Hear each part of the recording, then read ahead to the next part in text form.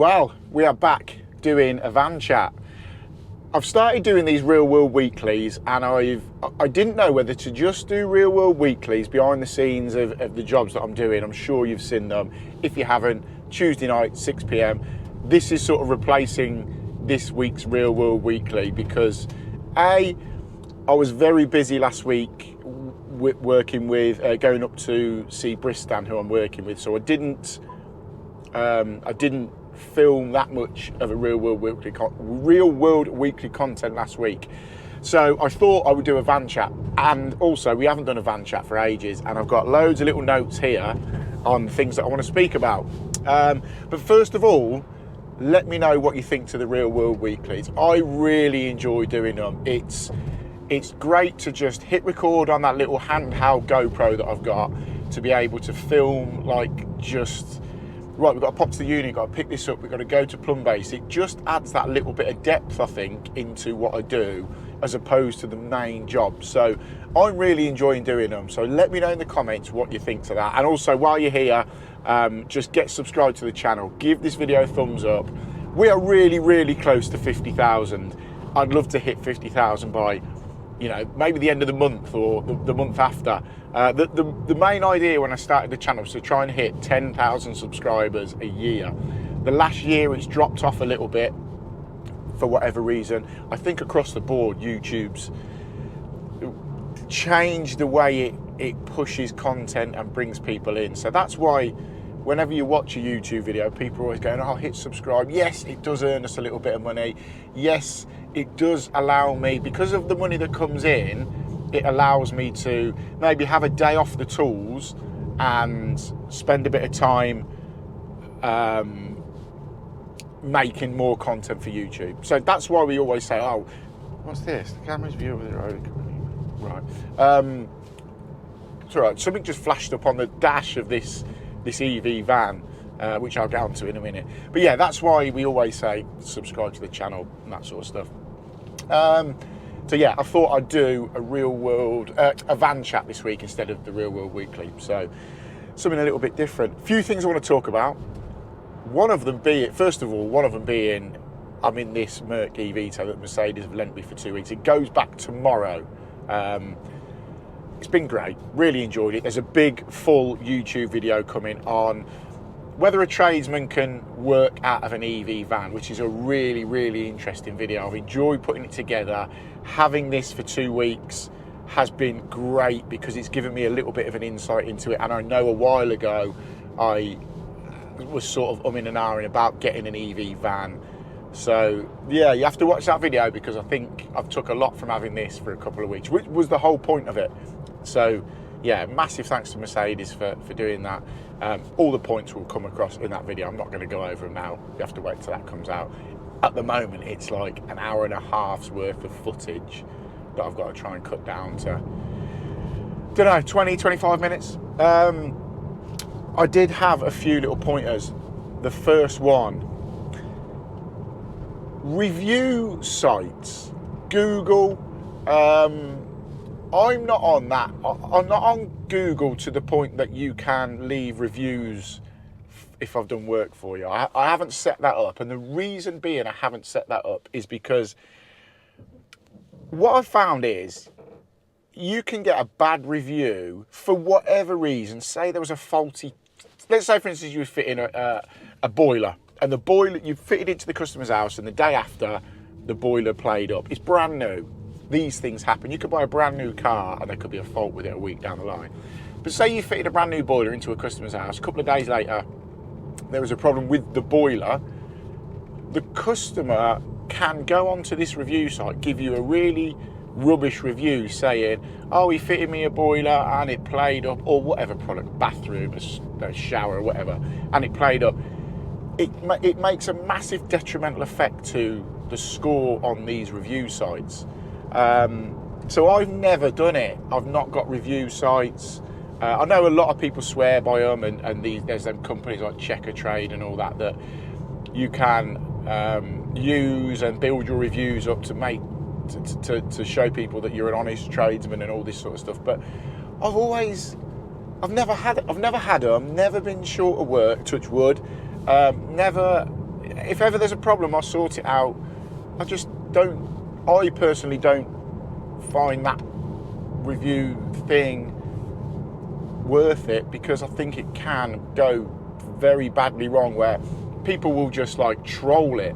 They'll open 10 different email accounts and troll that company and just cause massive effects for that company. So I've always sort of gone, do you know what, it's not for me. But an interesting one, if you're running your business, do you use them review sites, and do you actively say, oh, you know, thanks for doing the job, can you leave a review on our site? I know a lot of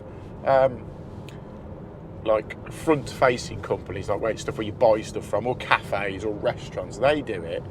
But yeah, for our game, I've never done it, but it's an interesting talking point, really. What else have we got to chat about? Loads of work coming up. It's juggling it. I think I say it a lot on these van chats, is juggling the work. So I've got loads of work myself coming up. I've just secured a bathroom renovation last night that's going to be a really, really nice bathroom to do, full of heritage, Bristan heritage suite taps in an old manor house. I think that's going to be really good. So I've just secured that. So I've got Dave Bishop doing some little bits on that, and the tile, get Nate hopefully back, my tiler, do some bits on that. But also alongside the work I'm doing with Dave, the extensions I'm doing with Dave, I've got like a list in the back of my head of all the big jobs that I've got. And then I've also got a list of, you know, when someone says it's not a big job, let me know when you've got a couple of hours and you can pop and do it. Or give me a shout when you're free and just come round and do it. They're the ones that really play on your mind, because the customer will say, I'm not in a rush, do it, fit me in when you can. If you're passing, pop in and do it. We've all got it. And you never get round to doing them. But then the customer begins to go, all right, Mark, any chance you could come and do that job? And you're like, well, you didn't prioritise it, you didn't book it in fully, and now you're sort of, you know, when are you going to come and do it? At that point, I say to them, do you want to book it in? Get it booked in, as opposed to sort of leaving it to me to squeeze you in when you can, because sometimes we forget, and this is where sometimes I put a lot of stuff down in like one of them e-diaries on my phone, so I know exactly what it is. But then also, if you're booking it in properly, or you're quoting for it, that's the one, that's where I was going with it. Like, if you're quoting with it, I use Power Now as the software company to do it. If you do an actual quote with them, send it to the customer, they can accept it, and then you can get it booked in solid. Because I've done it so many times, and I've also done it where I'll have gone off the cuff, gone, yeah, okay, I'll be around there next Tuesday, not a problem. Completely forgot. Next Tuesday comes along, phone rings. All right, Mark, just wondering, you know, are you still coming today? You're already on another job. Oh, God, yeah. I'll be about 20 minutes. Pack up that job, go round, get onto the other job. We've all done it. We've all been there. Yeah, so we've got loads of work coming up that way. Me and Dave Bishop are always busy. Dave's really busy, which is good. And also, I still need to get Dave in here for a van chat with him sat in the van. Funny enough, I'm in that, I don't know if I've said it, I'm in that Mercedes, that e-Vito now, because it goes back tomorrow, so I wanted to get a last little run out in it. I've got loads of bits to do. I've got to go up to my unit. My unit is like a bomb site. I've really neglected that unit the last few months. I need to get in there, get sorted. There's so much I've got to sort out. And I need to clear a bit of a space, because I need to empty everything out of my current van, which you'll see why soon in a few videos time, I guess. But yeah, I've just been that busy. That's why you haven't got a real world weekly video this week. Van stock was the other thing I wanted to talk to you about. Obviously, I do a lot of videos on YouTube, and rightly so, a few people have picked up and they've said, you seem to shoot off to the merchants a bit during your jobs. Now, I'm really fortunate, because the merchants for me, I work in 3 or 4 local towns to me. There's loads of merchants around. My main one, Plumber base, is never more than 20 minutes away. Most of the time it's like down the road. And then if I go into Leamington, we've got various we've got various merchants there as well that I can drop in and use, screw fix and all that sort of stuff. So I don't really need to carry loads of van stock. However, a lot of people have commented, why don't you keep them sort of things on the van? There's only so many like tap cartridges or toilet siphons or spare parts for boilers or parts for random fittings that you can keep on the van that makes it worth lugging them round. Sometimes you see a van that is just full of spare parts. Now they're usually like breakdown engineers, whereas I don't carry massive amounts of stock. Now I've got the unit, I can keep a lot of stuff at the unit, and I have been sort of saying, right, I need to pop to the plumb base or swing back up to unit to pick some bits up. But van stock, people seem to comment a lot, why don't you keep that on the van? Why don't you keep that on the van? How much van stock do you keep? Do you have loads and loads of tap cartridges, loads and loads of spare taps, loads and loads of PCB boards, loads of fans for a pretty Valent Ecotech? What sort of stuff do you keep in the vans? What is the go-to that you make sure is in the van the start of every week or the start of every month or whatever, and make sure it's topped up? Obviously fittings, tube, waste pipe fittings, screws, plugs, that sort of stuff is a given. It's more the sort of the stuff that you're going to use day to day. I mean, I try to keep a couple of sets of basin taps, maybe 2 kitchen mixer taps, but they're all very specific to what that person wants. If, say, someone rung me now and said, well, kitchen tap's knackered, will you come and do it? I could shoot to a merchant to pick one up. I could say, send me a picture of your kitchen tap and I'll match up what it is to the stock that I can get at Plumb Base or Screwfix or wherever. It's not a problem for me. But if you're, I guess it's for the people that are like in the cities where you don't want to be driving around, or it takes time to drive around, which is where something like Trade Cart comes in, where you can just ring them up and they'll deliver it out, which sort of gets rid of the van stock thing, doesn't it? But yeah, I have had a few questions where people will go, why aren't you keeping that specific thing on the van? It's quite an interesting point. So yeah, let me know how much van stock you keep and what is the go-to thing that you always have on the van. I need to get up to the unit now. I've got a load of stuff in the back of here I've got to get out. When I went to Bristan last week, they gave me a load of like stock. Because I'm working with them, they've sort of said to me, we'll give you loads of bits to sort of keep you going, and if you need stuff, just ring us up and swap it over. And this is what I've started doing as well. I'm not sure if the video's gone out. I went to a job recently where it was for a customer of mine. I've done loads of bits, I get on really well with him. He said, Mark, my kitchen tap's leaking from the actual head where you turn it on and off. So I saw this was prime opportunity. I know the tap's age is years old because it was in there when he moved in. And I said to him, I tell you what, I can come and do it. I can come and change the cartridges. Or what I can do now that I'm working with Bristan, I can subsidise that tap. So I said to him, we'll just swap the tap out. I'll get the tap from Bristan because Bristan now working with me will supply that tap.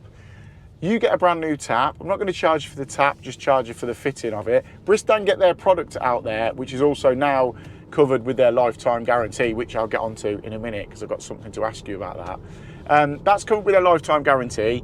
He gets a brand new tap. Anything goes wrong with it, just gets it fixed through the guarantee, as long as he keeps the receipt. So yeah, he was more than happy, and that's what Bristan, working with Bristan, allows me to do. They get their products out, so everywhere I go now, whether it's a kitchen tap or basin taps or bathroom suites, I'll fit them Bristan products in there. Pretty much what I do with like Thomas Dudley as well when it comes to kitchen siphons and stuff. Kitchen siphons, toilet siphons and stuff like that. Bristan's lifetime guarantee, interesting one this. So I went out when I was with Bristan last week, went out with one of the people that work there to do a little bit of content, but just also ask around a little bit and see if installers and merchants are aware that Bristan now do a lifetime guarantee on all their products, as long as you keep the receipt or the invoice. So if you do a job as a plumber and you invoice the customer for that job, you write on it, obviously, replace kitchen tap with the Bristan tap. Make sure the customer keeps it, because that is their sort of receipt to be able to claim on it, or get them to register it, or yourself register it with Bristan over the phone. It takes minutes, if that. It just means that if that tap plays up in the first year, Bristan will send a rep out, send a service engineer out, swap it over for free, nothing to worry about, job done. After that first year, Bristan will supply, as long as you've got a receipt or a copy that you bought it or you've registered it, Bristan will repair, replace or refund the product. So in 10 years time, shower fails, cartridge fails, if they've got them in stock, they'll send it out. Obviously at that point, us as engineers will then go out and charge the customer to fit it. But Bristan will back it up by supplying that product for free. If they can't, they'll can't repair it, they'll replace it. If they can't replace it, they will refund the money. But what I want to do is ask you, do you know that Bristan have now got a lifetime guarantee? Have you heard about it? Has your local merchants told you about it when you've gone in to pick up a shower for a customer and you might pick this one? Have they gone, I tell you what, why don't you have a Bristan one because it's got a lifetime guarantee on it?